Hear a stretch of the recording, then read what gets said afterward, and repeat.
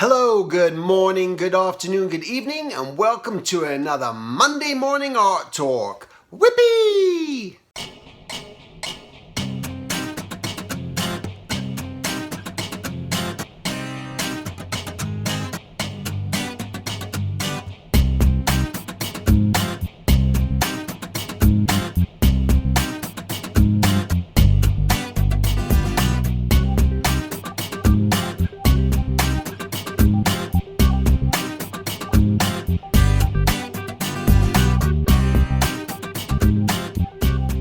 Alright, good morning. So some of you may have noticed that the whole intro changed.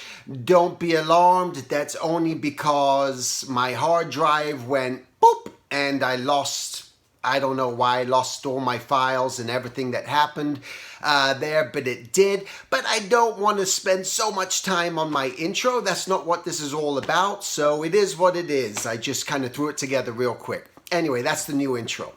So today what I wanted to talk about was based on an email that I received from someone. Again, if you guys ever have any suggestions that you'd like me to talk about for my art talks, please feel free just to email me, okay?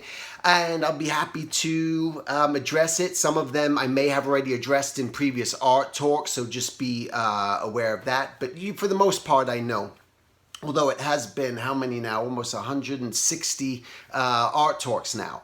So today someone had emailed me just about they live in an area where there is no real art college, there's no meeting groups, there's no real community things going on. And I've heard this many times before.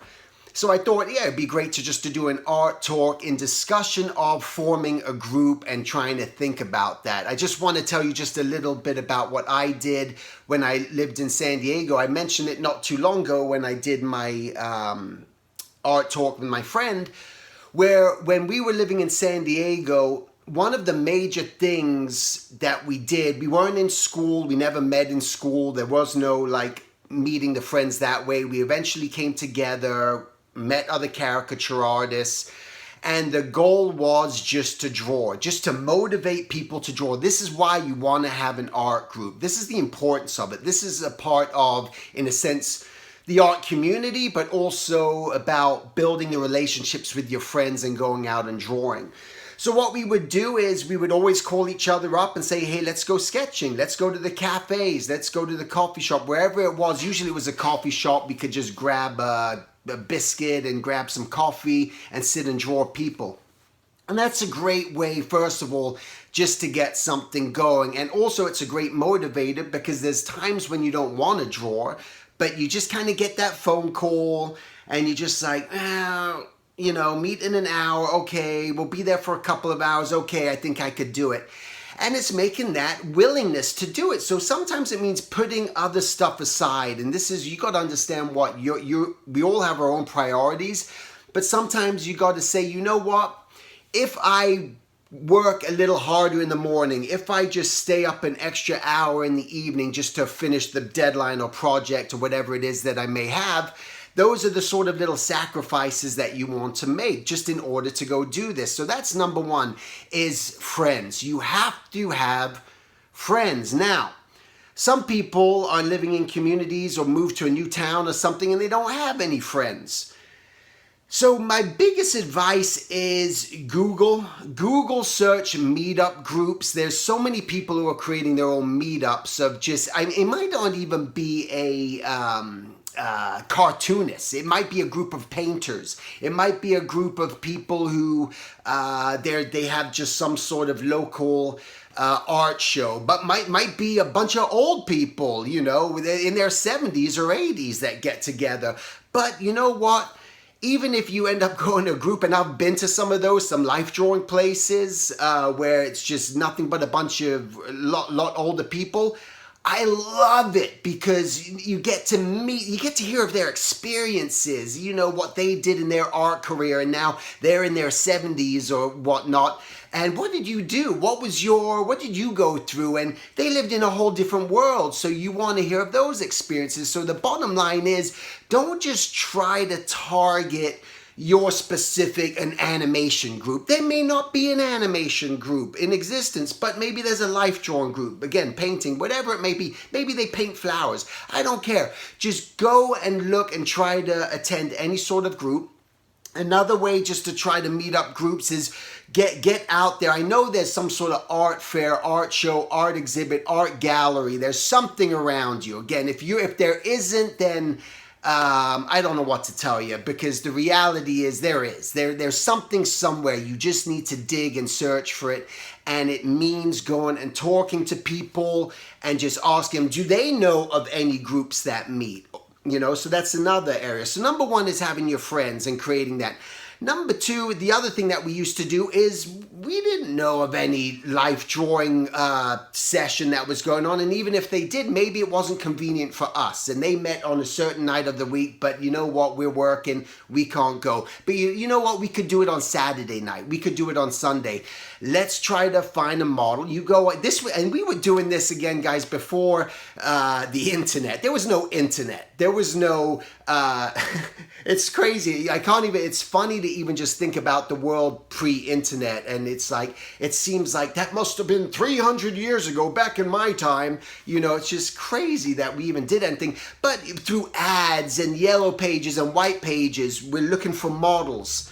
Art models. We called up, we go to the local college. Do you guys have any art models? Whatever we did, I can't even recall. But this was pre-Craigslist, pre all this. Where now it's so easy. There are so many people who want to model. They just do. They like to show their bodies. They're good at acting. They're good at posing. this is a great way for them to make a little bit of extra money on the side.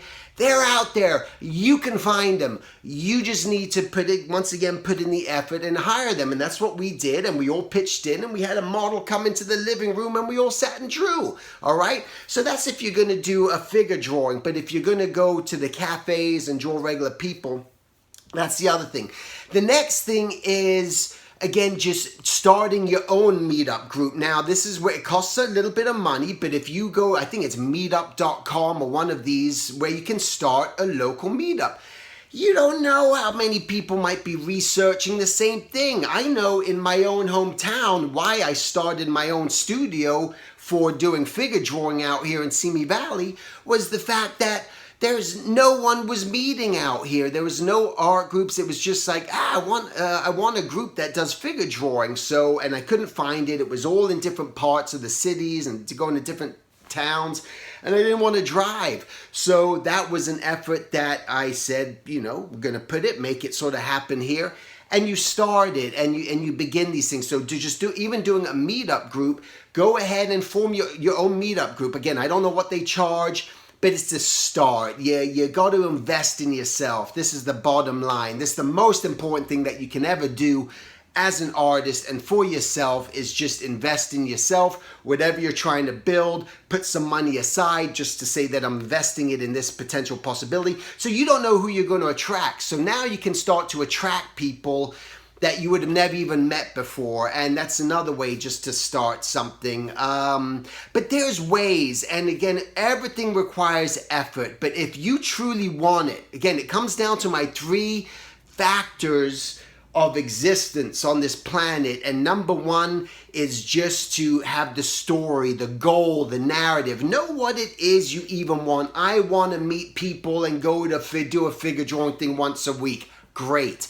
You've said what it is that you want to create. Okay, so that's number 1. Number 2 is just putting yourself in motion, doing whatever it can. Just keep flowing, keep moving, and trying to be making phone calls, shooting emails, going on to setting up a website. Whatever you need to do, go into art galleries near you, go into art stores, find an art store, see if there's things posted. At nearly every single art store you ever go to, people are posting something somewhere. You're going to find a little billboard through there. So you make that effort and you do that. So you're putting yourself in motion.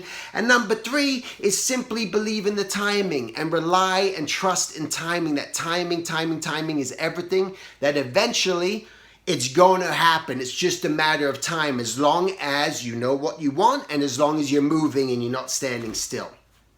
That's what you do. So there's a lot of opportunities to do it. If you truly want to do it, you can make it happen. I think it's important. I think it's vital, just because it is a motivating factor. You can't just sit around in your house all day long, you know, doing stuff. You're going to go crazy. You've got to get out. I think it's part of observation. You have to not just rely on photos and videos that you see on the internet. You have to look at real people and observe, and this is where your experience from doing that is going to make you an all-around better artist anyway. All right, so that's it. Thanks for watching. You can go to silvertunes.com, go to the events if you're interested in just learning about any upcoming workshops that I'm doing. I'm kind of going to a lot of places this year, from Texas to Seattle to Florida to Japan to China to Spain to England.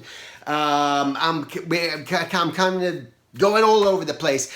So feel free just to check that out, and also feel free to look into my mentorship, my home studio mentorship, or the mentorship I do through Skype, where I'll meet with you and give you any sort of insight into your career. If you want me to look over your work and help you just try to find your goal, your mission, the direction you should go in, that's what I'm doing with that. All right, so thanks again. Make it a great week.